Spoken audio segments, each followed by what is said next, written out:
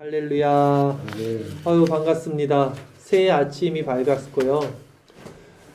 새 아침을 우리가 주일로 보낼 수 있게 된 것이 너무나 감사하고요. 또 새 아침을 주일로 보내면서도 마가복음 강해가 끝나고 또 누가복음 1장 1절 새로운 시작으로 또 이렇게 설교 말씀을 전할 수 있어서 더더욱 감사한 아침입니다.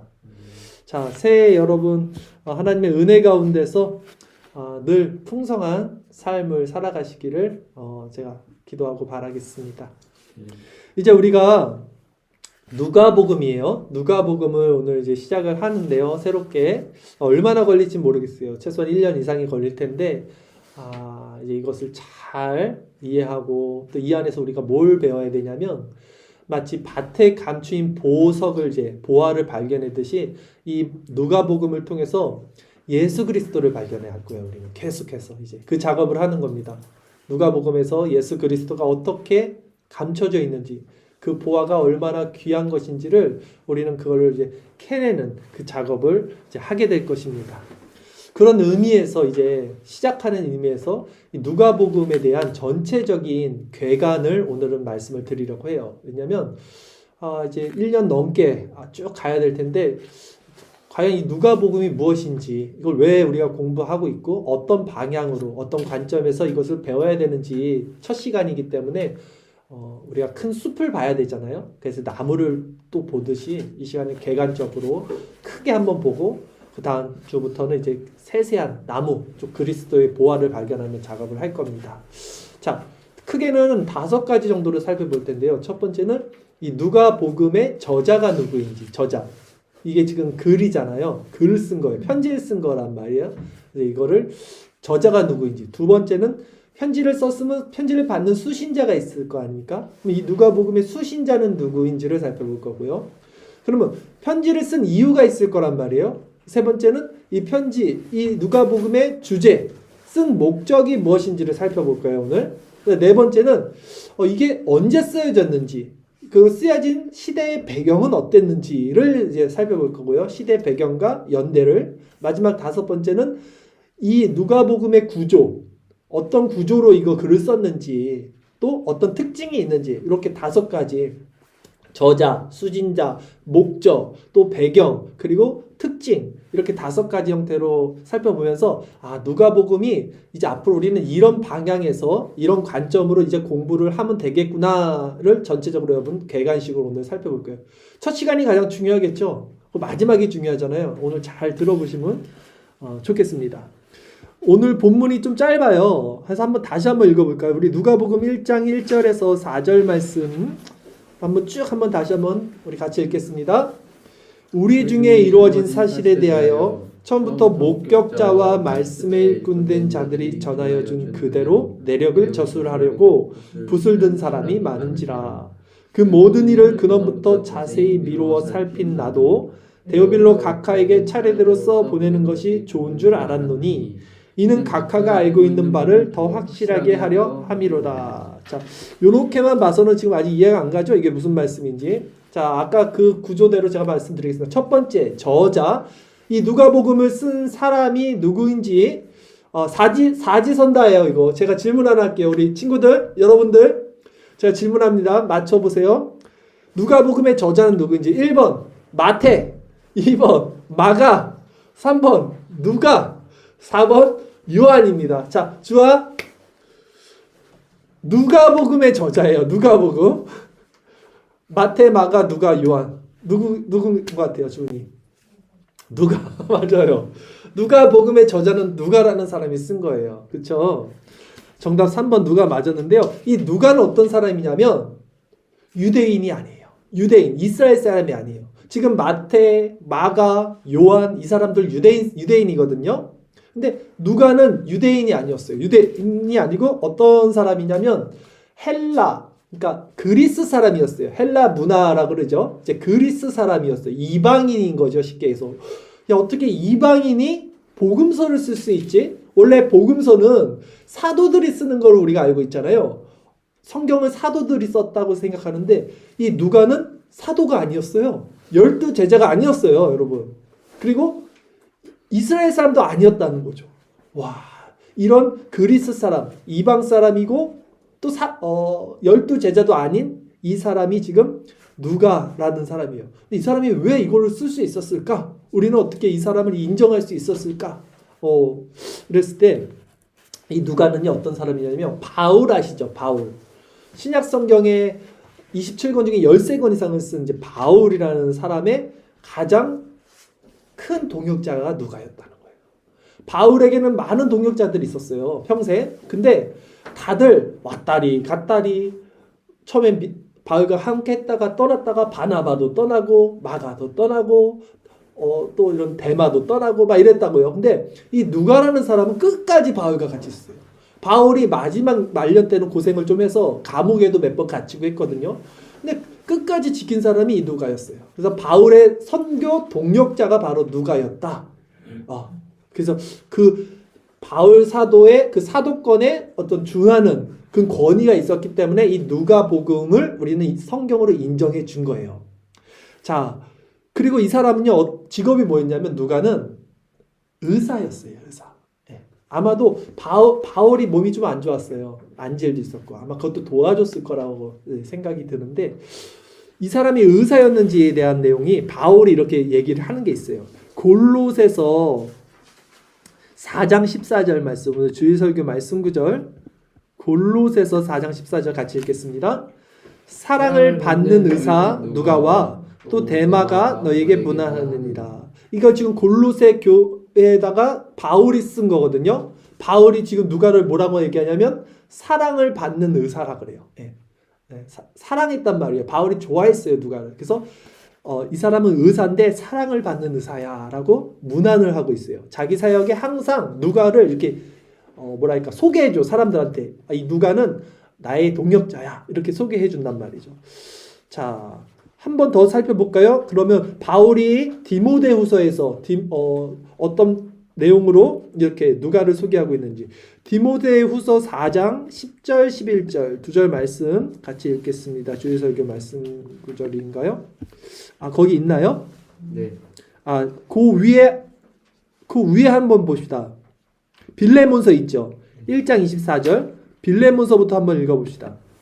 같이 읽겠습니다.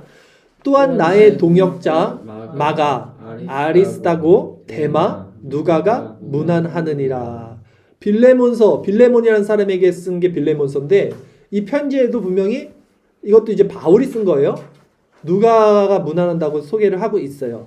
근데 가만히 보면 아까 우리 골로새서도 읽었고 지금 빌레몬서도 읽었는데 다른 사람들 이름도 들어있죠. 그 중에 데마라는 사람이 계속 들어가요. 그렇죠? 데마, 누가 이런 사람들이 바울의 동역자예요. 근데 이 데마에 대해서 바울이 말년에 이렇게 기록한 게 있어요. 데마에 대한 거 디모데후서 4장 10절, 11절 두 절 말씀도 한번 읽어보겠습니다. 데마는 이 세상을 사랑하여 나를 버리고 데살로니가로 갔고 그리스게는 갈라디아로 디도는 달마디아로 갔고 누가만 나와 함께 있느니라. 내가 올 때에 마가를 데리고 오라. 그가 나의 일에 유익하니라. 네, 아멘. 혹시 주일설교 말씀 구절 있어요? 프린트? 자, 여기서 지금 디모데라는 바울의 어떤 직속 후계자라고 볼 수 있어요. 목회 후계자. 디모데에게 아들 같은 자라 그러잖아요, 바울이. 이 디모데에게도 편지를 쓰면서 뭐라 그러냐면 말년에 바울이 데마, 아까 계속 말해서 데마 말했죠. 이 데마는 세상을 사랑하여 나를 버리고 갔대. 배신자야, 배신자. 데마가 배신했대요. 근데 뭐라 그래요? 누가만 나와 함께 있느니라. 바울은 끝까지 누가는 바울과 같이 있었던 사람이에요. 그래서 존 버년의 철로역장 유명한 책 있잖아요. 이 책에 보면요. 사람 이름을 그대로 써요. 데마라는 등장인물이 등장합니다. 근데 거기서도 이 데마가 진짜 배신자로 나와요. 처음에는 그 크리스찬을 잘 따라가다가 나중에 배신해서 배교를 하는 역할로 데마라는 이름을 그대로 쓰는 것을 또 볼 수 있어요. 자, 오직 누가만 나와 함께 하는 거예요. 누가가 이런 사람이에요. 의리도 있고 배신하지 않고 바울과 끝까지 함께 했던 사람. 그리고 이 누가복음을 저자한 이 누가는요. 누가복음만 쓴 게 아니에요. 또 무슨 성경을 썼냐면 사도행전 아시죠? 사도행전도 누가가 썼어요. 대단한 거죠. 사도행전 1장 1절 말씀을 한번 볼게요. 우리 주일설교 말씀 구절. 사도행전 1장 1절 같이 읽겠습니다. 프린트 있죠? 프린트 같이 보세요. 읽겠습니다. 데오빌로여, 내가 먼저 쓴 글에는 무릇 예수의 행하시며 가르치시기를 시작하신부터 라고 그러죠. 데오빌로가 또 나오네. 아까 누가복음 1장 금방 읽었던 거에서 데오빌로 나왔고, 사도행전 1장에서 데오빌로 나왔고, 또 사도행전 1장 1절에 뭐라 그래요? 데오빌로여, 내가 먼저 쓴 글이라는 말이 나오죠. 먼저 쓴 글이 그럼 무슨 뭘까요? 누가복음인 거예요. 그러니까 데오빌로라는 그 각하에게 누가복음과 사도행전을 헌정한 거예요. 누가가. 알겠죠? 그래서 이 누가가 두 가지를 같이 쓴 거예요. 자, 즉 지금 이 저자, 누가복음의 저자는 바로 누가이며, 이 사람은 그리스 헬라인입니다. 그리스인이에요. 유대인이 아니고 12제자도 아닌 이방인이었어요. 또한 그는 바울의 동역자였습니다. 그리고 직업은 의사였고요. 끝으로 이 누가는 누가복음 외에 사도행전도 기록한 자였다. 이게 오늘 누가라는 사람의 이제 저자에 대한 걸 살펴봤고요. 두 번째, 그러면 수신자는 누군가? 이 누가복음의 수신자는 누군가 했을 때 벌써 나왔죠. 누구예요? 데오빌로라는 각하 이러잖아요. 데오빌로라는 사람한테 이 누가복음을 쓴 거라고요. 자, 누가복음 우리가 읽은 서문을 보면요, 이 데오빌로 각하에게 쓴 이유가 있어요. 왜냐하면 이때 당시 문화와 이 글 쓰는 습관, 글 쓰는 형태를 우리가 알아야 되는데, 당시 헬라 문화를 갖고 있었어요. 이 사람들이. 헬라는 그리스죠. 그리스가 굉장히 문화가 꼽혔잖아요. 우리 아리스토텔레스, 소크라테스 이 사람들이에요. 이게 다. 지금까지도 이 그리스 철학이 그대로 내려온단 말이에요. 그만큼 문화가 굉장히 수준이 높았던 사람들이기 때문에 글 쓸 때도 그리스 사람들은요, 서두에 항상 헌정을 씁니다.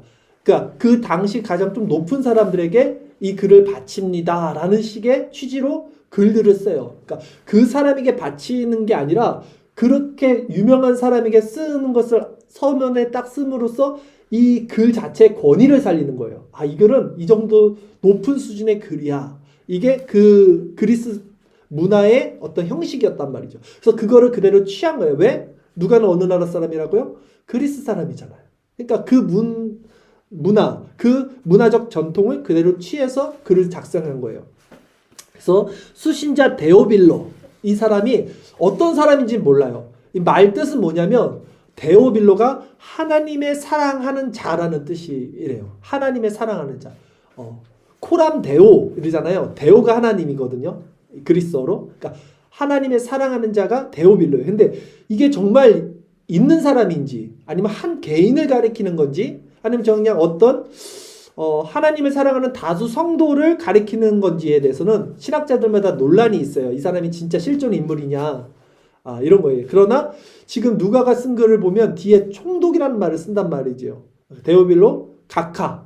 그러니까 각하에게 붙인다. 총독 등에게 붙이는 각하라는 칭호를 쓰는 걸 보므로 아마 이분은, 이 데오빌로는 진짜 실제 인물이고 당시 로마 고위 신분에 속하는 어떤 특정한 높은 신분의 개인으로 보는 것이 좀 타당하다. 이런 견해를 저는 지지해요. 저도. 이런 게 같고. 그러나 그렇다 하더라도 아까 제가 말씀드렸듯이 누가복음의 독자를 특정 개인으로 두는 게 아니라 이 데오빌로라는 사람에게 이것을 헌정함으로써 당시 문화, 헬라 문화의 저술가들이 그 책의 명성을 높이는 그 관습으로 우리가 이해를 해야 된다 그랬잖아요. 그러니까 이 책은 결국 수신자가 데오빌로지만 데오빌로로 지칭되는 그 당시에 있던 헬라 문화권에 있는 그리스 사람들, 그러니까 이방 사람들 중에 예수를 믿는 개종한 그 기독교인이 수신자다. 이렇게 볼 수 있는 거예요. 좀 말이 어려웠나요? 정리가 되나요? 자, 그러니까 누가복음의 수신자는 데오빌로를 지칭하는 그리스 이방인들이라는 거예요. 그러니까 이방인들을 위한 책이야. 이방인들. 유대인들을 위한 책이 아니야. 그래서 이방인들의 복음서라고도 불러요. 이 누가복음을. 그래서 누가복음에는요, 구약 성경을 인용하는 게 굉장히 적어요. 마태복음 같은 경우는 구약 성경을 굉장히 많이 인용하거든요. 왜냐하면 마태복음은 유대인들을 향해 쓴 책이에요. 마태가. 그러니까 구약 성경을 잘 아는 그 관습을 썼지만 지금 누가복음은 이방인들을 위해 썼기 때문에 구약 성경을 쓸 필요가 없어. 이 사람들 써봤자 몰라. 그래서 이방인들을 위한 복음서고 이 내용도 그래요. 내용도 어떤 내용이냐면 마태복음은 언약적 관점에서 계속 가져오는데 이 누가복음은 그냥 소외된 자들, 가난한 자들, 뭐 여자들, 또 아이들 이런 내용들이 아주 풍부하게 많이 등장합니다. 왜냐면 그런 관점에서 이방인들을 위해서 쓴 책이기 때문에 그렇습니다. 자, 세 번째, 그러면 이 책이 목적은 무엇인가? 이 책에 쓰여진 주제, 목적은 무엇인가 살펴봤을 때 제가 이미 말했어요. 이 책은 누구에게 쓰여진다 그랬죠? 헬라 문화를 갖고 있던 그리스 이방인들, 또 가난하고 소외된 자들을 중심으로 이게 써있잖아요. 그러니까 이 책의 주제는 로마 압제에 있었어요. 그 당시. 이 배경을 간단하게 설명드릴게요. 이 시기가 언제냐면 AD 60년 정도라고 보면 돼요. 이때는 어떤 시대냐면 로마 제국이 온 세계, 지금 유럽이 온 세계였어요. 당시는. 아시아는 쳐주지도 않았죠. 온 세계를 제패하고 있던 시기였어요. 로마 제국이. 근데 이 로마 제국은 예를 들면 이스라엘은 조그만 나라가 여기 있어요.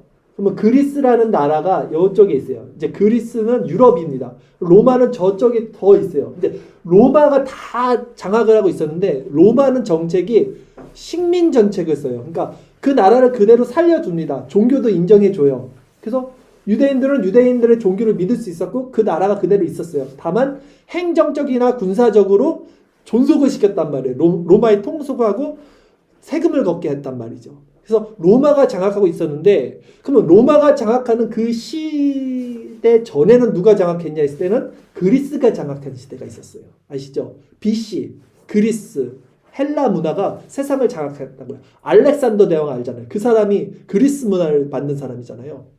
그래서 그리스 문화 철학이 굉장히 풍부하다고 그랬잖아요. 근데 로마는 그렇게 풍부하지 못해요. 로마는 굉장히 전투적인 거 이런 건 굉장히 잘했어요. 싸움은. 근데 문화적인 거 이런 거는 그리스를 따라가지 못했어요. 그래서 AD 60년은 어떤 배경이냐면 로마가 통치하지만 세상 사람들의 그 문화는 그리스 문화를 취하고 있어요. 그래서 그리스 로마라고 말하는 거예요. 이게 섞여 있는 거예요. 지금 이 시대가 사실은. 이해 가시죠? 그래서 이런 시대에 이 쓰여진 목적이 뭐냐면 로마의 압제 속에 있는 그리스 이방인들에게 구원을 선포하기 위해서 이 책이 쓰여졌다라는 거예요. 참고로 말씀드렸듯이 마태복음은 누구를 위해서 쓰여졌다 그랬죠, 제가? 유대인들. 그리고 마가복음은 그러면 누구를 위해서 썼을까요? 마가복음. 우리가 지난 시간에 마가복음 배웠잖아요, 계속. 마가복음은 로마라는 나라가 있잖아요. 로마라는 이탈리아가 로마예요. 지금 이탈리아가. 그 로마 안에도 유대인들이 있을 거 아닙니까? 믿는 사람들. 그 유대인들을 위해서 썼은 게 마가복음이에요. 그러니까 로마 안에서 살고 있는 유대인 그리스도인, 유대 그리스도인들을 쓰여진 게 마가복음이에요. 누가복음은 그 로마의 정권 안에 있는 그리스 사람들, 이방 사람들이 그리스 사람들이요. 위해서 쓰여진 게 누가복음입니다. 다들 멍 때리고 있는데 이해 가시죠, 다? 예, 그런 거예요. 이런 게 그래도 우리가 잘 알아야 되잖아요. 그러면 하나 더 살펴봅시다. 요한복음은 뭐예요? 우리가 4복음서라 그러잖아요. 마태, 마가, 누가, 요한. 그러면 요한복음은 누구를 위해서 쓰여진 거야? 요한복음은 좀 달라. 마태, 마가, 누가는요. 그래서 공간복음이라 그래. 이 세 가지는 같은 관점에서 쓰여졌다. 그래서 공간복음인데 요한복음은 공간복음이 아니고 그냥 4복음서에만 들어가요. 그래서 요한복음은 어떤 유대인 아니면 특정 로마 안에 있는 기독교인 아니면 특정 로마의 압제 안에 있던 이방 헬라 문화에 있던 그리스인을 목적으로 삼아서 쓴 글이 아니라 요한복음은 특별하게 어떤 영원성에 깃대서 썼어요. 사실은. 그러니까 하나님의 백성, 하나님의 나라 이런 포괄적인 느낌이 있어요. 그래서 요한복음에 보면 요한복음 1장 1절에 태초에 말씀이 계신 이나로 시작해요. 태초부터 시작해요. 근데 마태복음은 아브라함과 다윗의 자손 예수 그리스도의 계보다, 족보다로 시작해요. 아브라함과 다윗이 이스라엘 사람들이잖아요. 그리고 마가복음은 하나님의 아들 예수 그리스도의 복음의 시작이라. 이런 식으로 시작하는데 요한복음은 좀 다르죠. 태초부터 갑니다. 태초에 말씀이 있다. 이 말씀이 하나님이다. 이렇게 시작한다고요. 자, 그렇다면 지금 저희가 이제 주제에 대해서 말하고 있었고, 누가복음은 지금 우리가 누가복음 하고 있죠. 이 이방인 헬라의 관점에서 이방인들을 위해 복음을 기록했다고 했어요, 제가.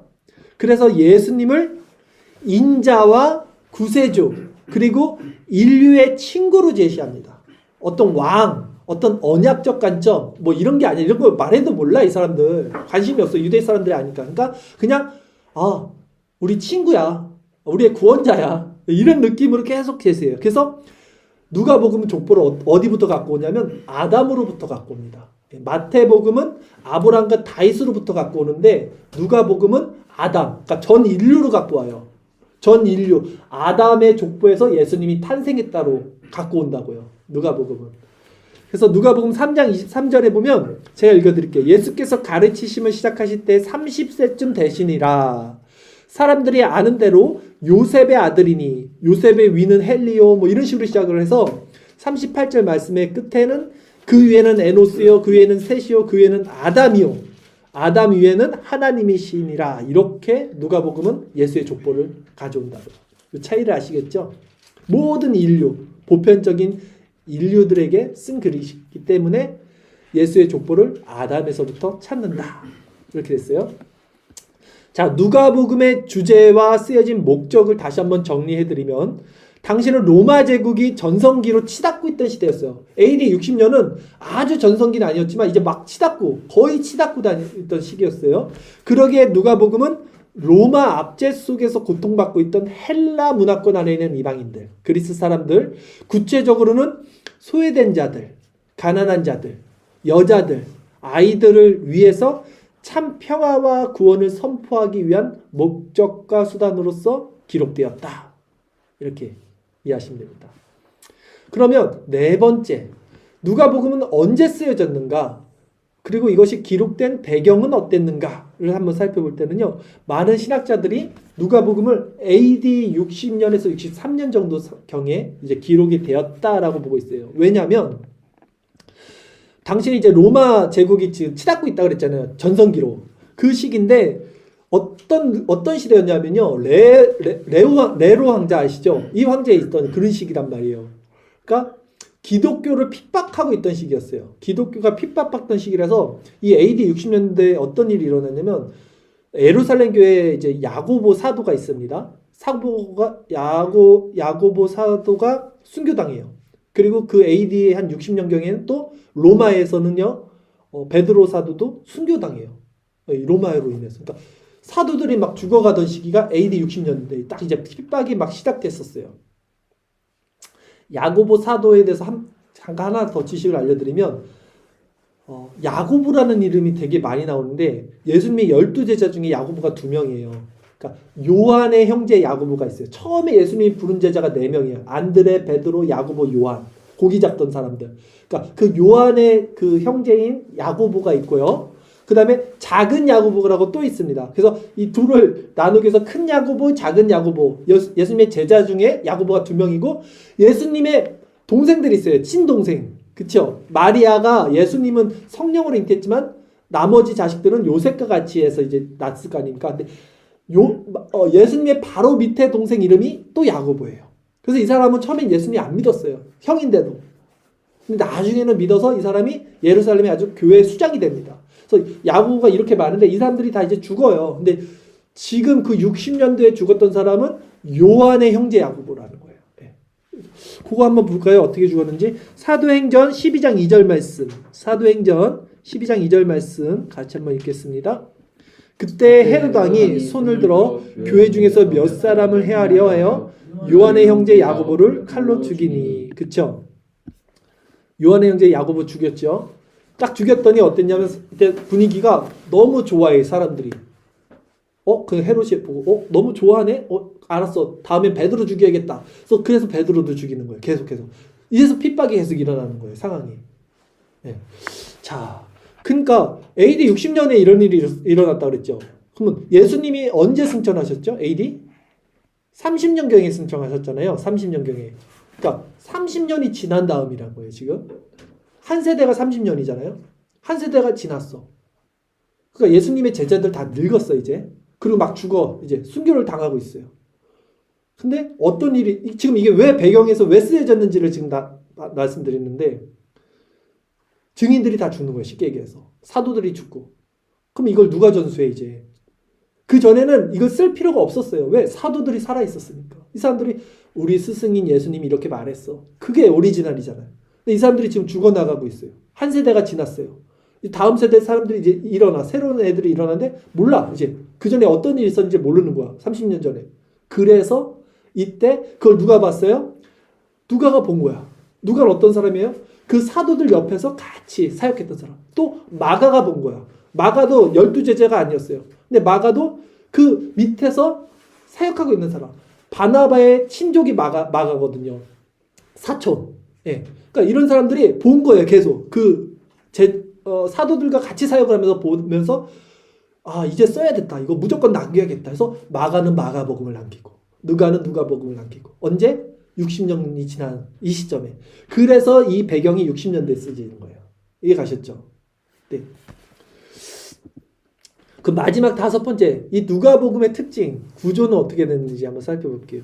누가복음은요, 아까 제가 이제 헬라 문화권이라고 그랬잖아요. 자꾸 그리스, 이 사람들 되게 문학적으로 똑똑하다 그랬잖아요. 그래서 이 문학적인 수준에 맞는 그 저술 기법을 사용해요. 그러니까 굉장히 디테일하고 아주 논리적이고 굉장히 잘 갖춰진 틀을 갖췄어요. 마태, 마가, 누가, 요한복음 중에 요한복음은 굉장히 영성이 풍부하고 이 누가복음은 굉장히 조직적으로 잘 짜여진 틀로 써졌어요. 왜냐하면 누가 자체가 의사예요. 또 얼마나 똑똑하겠어. 논리적이겠어. 거기다 또 헬라인이야. 그 문학적 기법을 다 사용할 수 있었단 말이에요. 그래서 이 누가복음을 어떻게 쭉 전개가 되냐면 처음에는요, 예수님의 탄생과 공생의 내용이 쭉 나와요. 그리고 두 번째는 갈릴리 지역에서 사역이 쭉 나옵니다. 갈릴리, 이스라엘의 저 변방 끝, 예수님의 고향. 그 다음은 예루살렘 사역이 쭉 나와요. 그러니까 들쑥날쑥하지 않아요. 다른 선지자들, 다른 책들 보면 이렇게 들쑥날쑥하거든요. 근데 이 누가복음은 딱 일목요연해요. 탄생, 그 다음에 갈릴리 사역, 그 다음에 예루살렘 사역, 그 다음에 예수님의 순환과 부활, 십자가 이렇게 딱 나눠져요. 구조가 아주 명확하게 나눠져요.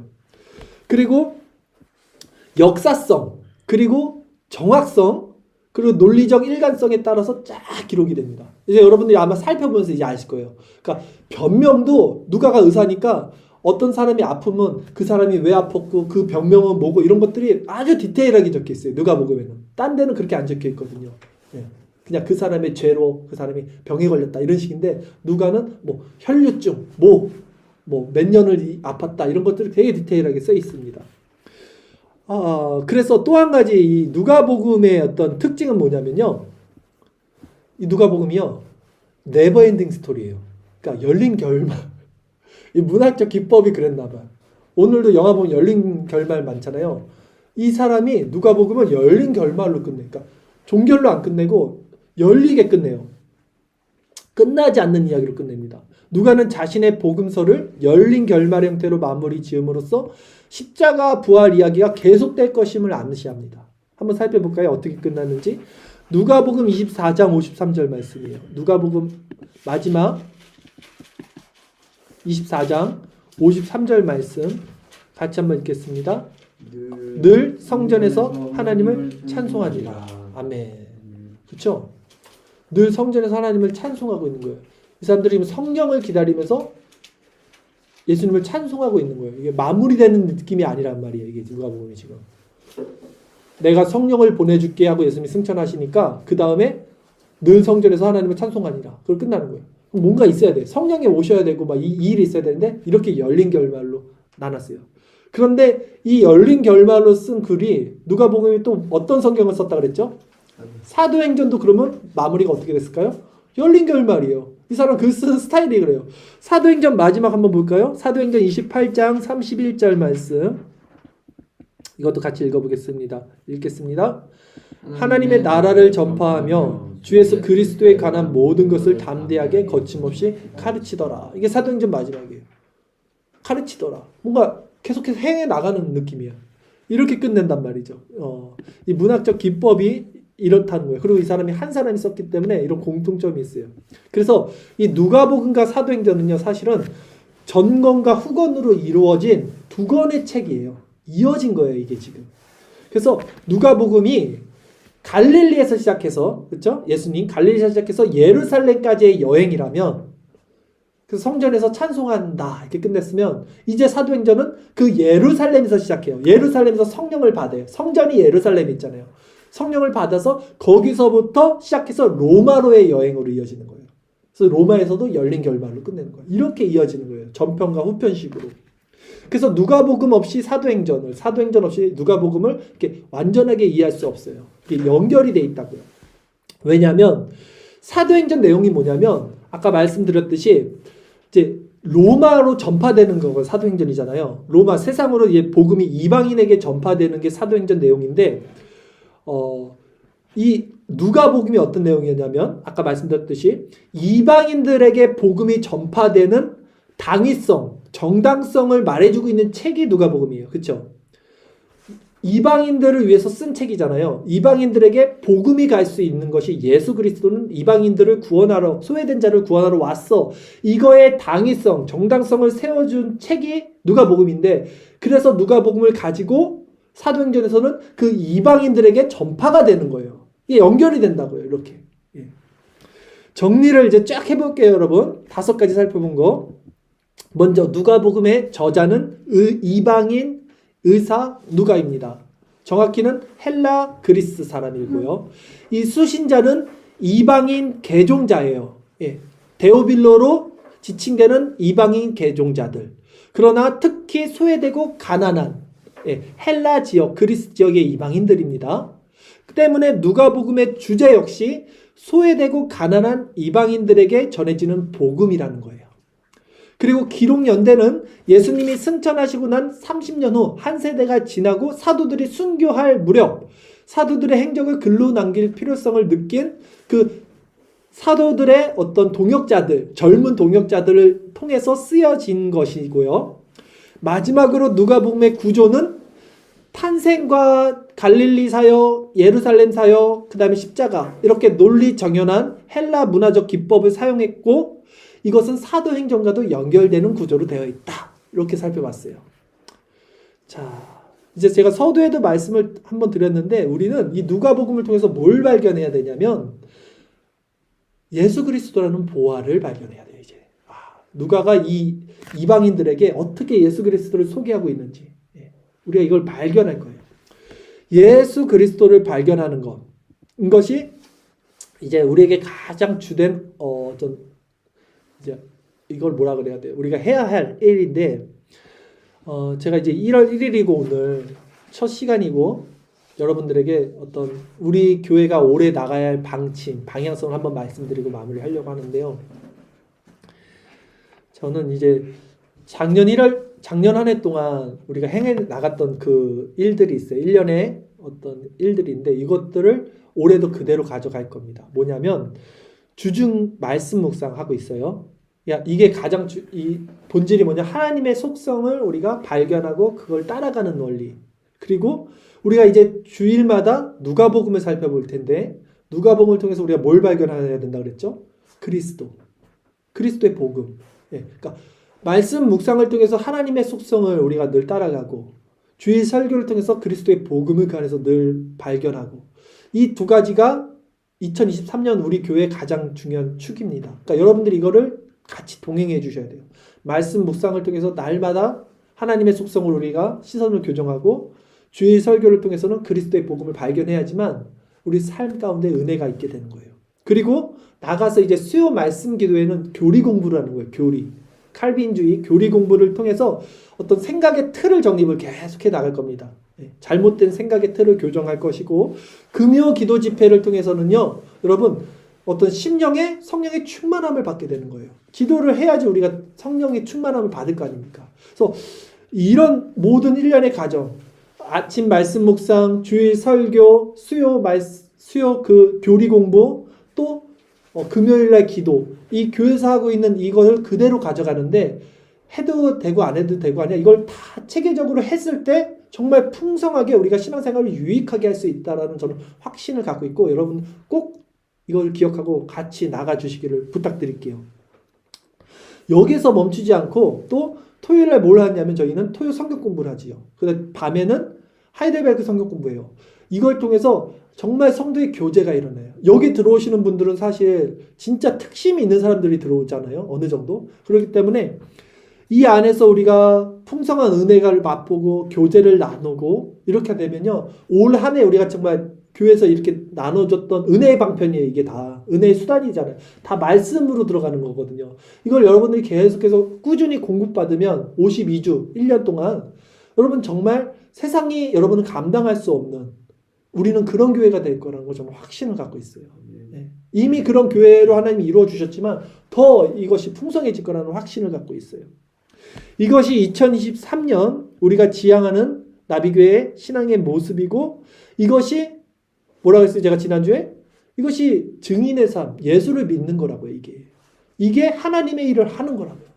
그러니까 우리 교회는 하나님의 일을 한다는 거예요. 다른 거 하는 게 아니라 끝나고 뭐 다른 행사한다는 게 아니라 여러분 날마다 말씀 묵상, 수요 말씀, 금요 기도 집회, 주일 말씀, 토요 성경 공부. 하나님의 일을 하는 것은 예수 그리스도를 믿는 거예요. 이 일을 할 겁니다. 우리는 올해도. 그래서 이것을 왜 하냐면 이것이 여러분의 생각과 사고를 지킨다고요. 이 악한 세상에서 하나님의 은혜로 살아가게 하는 유일하고 확실한 방법이 이것밖에 없어요. 네. 이게 하나님의 일을 하는 거라고요. 그래서 2023년 교회 주제 성경 구절이 뭐냐면 우리 여기 주보 한번 보시겠어요? 맨 앞에 있어요. 잠언 4장 23절 말씀이죠. 우리 같이 한번 읽어봅시다. 자, 모든 지킬 만한 것 중에 더욱 내 마음을 지키라. 생명의 근원이 이에서 남이니라. 아멘. 이게 2023년 교회 주제 성경 구절입니다. 우리 지금 마음 공부하고 있는 거예요, 여러분. 다 이게 우리의 마음을 지키는 게 가장 중요해요. 생명의 근원이 여기서 나는 겁니다. 자, 여러분, 사람은요 어차피 같은 시간을 쓰면서 살아요. 누구에게나 똑같은 시간이 주어집니다. 사람들은. 근데 여러분이 이 은혜의 수단, 제가 지금 말씀드린 이 은혜의 수단을 적극적으로 활용하지 않으면요. 결국 그 시간을 여러분이 세속적인, 여러분의 유격적인 그것을 위해서 쓰게 돼 있어요. 왜냐하면 시간은 동일하게 주어지니까. 그 시간을 어떻게 쓰느냐가 차이지 그 시간을 쓰게 돼 있는데 뭘 쓰겠냐는 거예요. 그 시간을 뭘 위해서 쓰겠냐는 걸 물어보는 거예요. 여러분. 어떻게 쓰는 것이 가장 가치 있는 시간인지 어떻게 쓰는 것이 여러분 인생의 여러분의 영혼을 위한 시간인지 어차피 시간을 쓰는데 교회에서 지정한 그 은혜의 방편인 이 모임을 통해서 쓰는 것이 가장 지혜로운 자가 아닐까. 지혜로운 자고 여러분 마음과 생각을 지키는 아주 가장 탁월한 은혜의 수단이다. 말씀을 드리겠습니다. 오늘 말씀을 마치면서요. 우리가 누가복음 개관에 대해서 제가 쭉 말씀드렸어요. 누가복음의 관점에서는요. 하나님 나라가요. 거꾸로 선 나라와 같아요. 제가 마지막으로 이 말씀만 드릴게요. 거꾸로 선 나라 이게 뭐냐면 세상의 나라는요. 피라미드입니다. 그렇죠? 맨 밑에 누가 있어요? 하부계층, 노예들, 서민들, 연약하고 소외되고 이런 자들이 밑에 다 받쳐줘요. 그들이 많아야 돼. 그들이 다 먹여 살리는 거야. 위에 사람들을. 중간은 남자들, 뭐 어떤 어느 중상층, 꼭대기는 정말 부자들. 이게 세상의 구조예요. 피라미드. 근데 오늘 누가복음을 통해서 말하는 구조는 이 삼각형이 다시 거꾸로 돌아가는 거꾸로 선 나라와 같아요. 맨 위에 누가 있어요? 가난한 자들, 소외된 자들, 아이들, 여자들. 그들을 위한 복음이 누가복음이라고 했잖아요. 그들이 왜 있는 거예요? 이 누가복음은. 그리고 오히려 맨 밑에는 세상에서 잘 나가는 사람들, 부자들. 이런 사람들은 아주 작은 위치에 맨 밑에 놓인 것이 이 누가복음의 구조다라는 거죠. 지금 여러분 우리 눈에는 보이지가 않는 게 너무 많고 잡히지 않고 들리지 않는 것이 너무나 많아요. 정말 연약해 보일 수 있습니다, 여러분. 제가 금요일도 말씀드렸지만 교회는 그런 거예요. 아무도 의지할 수 없고 자기 자신도 비참해져서 예수님의 제자들이 그 골방에서 덜덜덜덜 떨고 있는 모습. 그냥 그게 교회예요. 그런데 그 연약하고 소외되고 가난한 자들 가운데 예수님이 찾아오신다는 거. 그게 교회의 정체성이에요. 중요한 건 뭐냐면 믿음이라는 것은 크고 작은 게 아니에요. 살아있냐 죽어있냐의 믿음 차이거든요. 근데 만약에 우리 안에 지금 이 말씀으로 말미암아 여러분의 소망으로 이 살아있는 겨자씨 같은 믿음이 있다면 이 여기가 생명력이 있는 교회가 돼서 하나님이 분명히 새들이 깃들 수 있을 정도로 그 겨자나무가 커지는 것처럼 우리 교회가 그렇게 될 거라는 저는 확신이 있어요. 오해하지 마세요. 여기 사람들 채운다는 말이 아니에요. 그거는 부수적인 거고 본질적인 것은 먼저 내 내면에 생명이 있느냐를 살펴봐야 되는 거예요. 여러분 안에 생명이 있어야지만 우리 이 교회가 부흥이 된다는 말씀을 드리는 거예요. 그러니까 오늘 말씀을 통해서 그래 내가 올 한 해는 정말 누가복음을 통해서 예수님이라는 보화를 발견해 보자. 그것이 내 삶을 얼마나 풍요롭게 하는지 말씀을 잘 따라가 보자. 어려운 거 시키는 거 아니에요. 주일 예배 잘 지키면 되는 거예요. 말씀 시간에 딴짓 안 하고 들으면 되는 거예요. 예. 그리고 나아가서 아침마다 말씀 묵상 올려드리는 거 따라하면 돼요. 어려워요. 그래도 한 번씩 읽어보는 거예요.